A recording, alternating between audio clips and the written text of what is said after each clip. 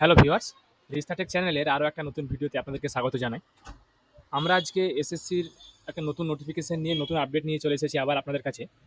তো এর আগে অলরেডি আমরা আমাদের চ্যানেলে ওয়েস্ট বেঙ্গল এসএসসির আন্ডারে যতগুলো নোটিফিকেশন এসেছিল সেই সমস্ত নোটিফিকেশনগুলোর ডিটেল ভিডিও বানিয়েছি অলরেডি। আমাদের চ্যানেলে দেওয়া আছে, ভিডিওগুলো আপনারা দেখে নিতে পারেন।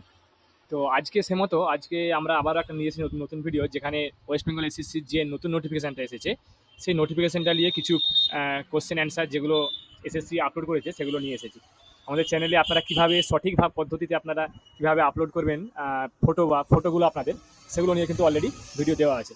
তো দেখুন, প্রথমে আমরা অফিসিয়াল ওয়েবসাইটটা খুলে নিয়েছি এবং যে ওয়েস্ট বেঙ্গল এসএসসির যে ওল্ড ওয়েবসাইটে, অর্থাৎ যাবতীয় যে নোটিফিকেশনগুলো পাবলিশ হয় ওয়েস্ট বেঙ্গল এসএসসির, সে সমস্ত কিন্তু ওল্ড ওয়েবসাইটেই পাবলিশ হয়। তো সেক্ষেত্রে আমরা ওল্ড ওয়েবসাইটে আগে গিয়ে দেখে নেব নোটিফিকেশনটা কবে দিয়েছে এবং তার নোটিফিকেশনটাতে কী কী বলেছে।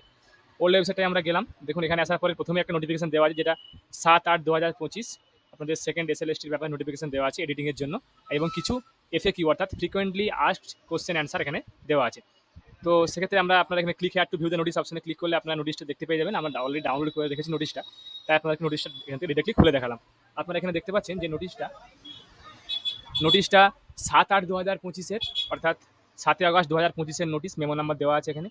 এই নোটিশে বলা আছে সিগনেচার আপলোড করার সময় যে সমস্ত ইস্যুগুলো ফেস করছিলেন, তো সে সমস্ত ইস্যুগুলো বা আরও কিছু এখানে কোশ্চেন অ্যান্সার দেওয়া আছে, যেগুলোর মাধ্যমে এসএসসি ক্লিয়ার করতে চাইছে যে আপনারা কীভাবে একদম ডিটেলিংয়ের সঙ্গে নির্ভুল ফর্ম ফিল আপগুলো করবেন। দেখুন এখানে কিছু সব থেকে এখানে বেশিবার যে সমস্ত কোশ্চেন অ্যান্সারগুলো জানতে চাওয়া হয়েছে, সেগুলো টোটাল 3টা কোশ্চেন অ্যান্সার এখানে দেওয়া আছে। তো প্রথমেই কোশ্চেন একটা দেওয়া আছে, দেখুন যে my OBC status has change via new labour department notification dated এই ডেট দেওয়া আছে, what do I enter, my old OBC status or new OBC status. তো এখানে বলা আছে যে আপনাদের ওবিসি স্ট্যাটাসটা চেঞ্জ হয়ে গেছে। তো সেক্ষেত্রে নতুন নোটিফিকেশন অনুযায়ী তাহলে আপনারা কোন স্ট্যাটাসটা এখানে এন্টার করবেন, নতুনটা না পুরাতনটা। এখানে দেখুন অ্যান্সারে দেওয়া আছে, the status as per new sub category details provided in the shed notification and given in our drop down menu may be followed. আপনারা দেখতে পাচ্ছেন যে ড্রপ ডাউন মেনুতে যে সমস্ত ক্যাটাগরিগুলো নতুন নোটিফিকেশনে দেওয়া আছে, সেটা যদি আপনার চেঞ্জ হয়েও থাকে, আপনাদের নতুন স্ট্যাটাসটা কিন্তু আপনারা ওখানে এন্টার করবেন, পুরোনোটা এন্টার করবেন না। স্পষ্ট এখানে বলা আছে the status as per new sub category details. তো আপনারা সেটা মাত্র কাস্ট সার্টিফিকেটের যে অফিসিয়াল ওয়েবসাইট, সেই অফিসিয়াল ওয়েবসাইটে গিয়েও দেখে নিতে পারেন, বা আপনাদের ড্রপ ডাউন মেনুতে আপনারা এটা পেয়ে যাবেন। তো এরপরে আমরা আসবো সেকেন্ড কোশ্চেন অ্যান্সারে। দেখুন এখানে লেখা আছে যে I do not have a OBC certificate as it, as I am a new entrant, my OBC category has change, বা my certificate is an old and a manually issued a new certificate has not been issued. দেখুন এখানে এখানে এই ক্ষেত্রে আপনার কোনো OBC certificate নেই, অথবা আপনার ক্যাটাগরি চেঞ্জ হয়েছে, অথবা আপনার সার্টিফিকেটটা ম্যানুয়াল সার্টিফিকেট এবং নতুন সার্টিফিকেট আপনার এখনো ইস্যু হয়নি। তো সেক্ষেত্রে আপনাদের কী করণীয়? দেখুন এখানে প্রথমেই বলা আছে, যদি আপনাদের ওল্ড সার্টিফিকেট থাকে, যদি ওল্ড সার্টিফিকেট থেকে থাকে, তাহলে আপনারা সেই নাম্বারটাও কিন্তু দিতে পারেন ফিউচার রেফারেন্সের জন্য, সেই নাম্বারটাও দিতে পারেন। এবার ধরুন আপনি আপনার নতুন ওবিসি কার্ড হবে, আপনি এখনো সার্টিফিকেট পাননি। তো আপনারা যদি ক্যাটাগরি আপনাদের নতুন ড্রপ ডাউন মেনু বা নতুন যে নোটিফিকেশন নাম্বার, সেই নোটিফিকেশন আপনার নাম্বার যদি আপনার ক্যাটাগরির আন্ডারে পড়ে, তাহলে সেক্ষেত্রে আপনারা ক্যাটাগরিটা সিলেক্ট করে রাখতে পারেন। যেহেতু আপনার সার্টিফিকেটটা ইস্যু হয়নি, তাই সার্টিফিকেট নাম্বারটা কিন্তু ওবিসিদের জন্য ম্যান্ডেটারি নয়।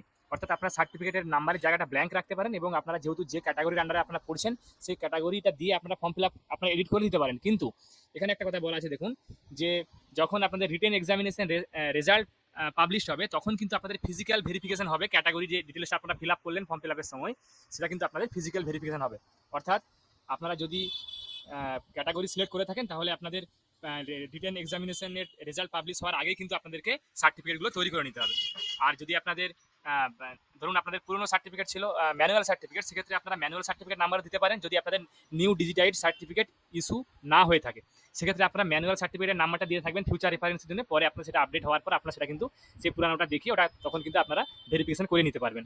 এরপরে আমরা আসবো, দেখুন I entered my photo with signature correctly earlier, do I need to রি আপলোড ইট এগেন। দেখুন এখানে বলা আছে, যদি আপনি আপনাদের ফটো বা সিগনেচার ফটো উইথ সিগনেচার ঠিকঠাকভাবে আপলোড করে থাকেন, সেটাকে আপনাকে আবার রি আপলোড করতে হবে, মানে রি আপলোড করতে হবে। তো এখানে বলা আছে, দেখুন যদি আপনি আপনার ফটো উইথ সিগনেচারটা ঠিকঠাকভাবে আপলোড করে থাকেন, এবং ফটোর নিচে সিগনেচারে যদি ঠিকঠাকভাবে আপলোড করে থাকেন, তাহলে আর কোনো রি আপলোডের দরকার নেই।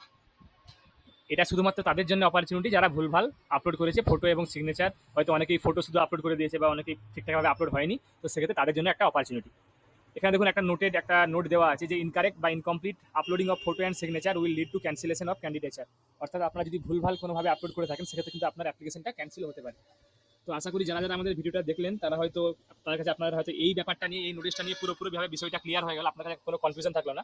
আমাদের ভিডিওটাকে লাইক করুন, কমেন্ট করুন, শেয়ার করুন এবং তার সঙ্গে সঙ্গে বেল বাটনটাও প্রেস করে রাখুন, যাতে করে যখনই আমরা নতুন ভিডিও আপলোড করবো তার নোটিফিকেশন যেন আপনাদের কাছে সঙ্গে সঙ্গে পৌঁছে যায়। আমি আপনার কাছে আবারও কোনো নতুন টপিক বা নতুন কন্টেন্ট নিয়ে নতুন ভিডিও নিয়ে আসবো। ধন্যবাদ।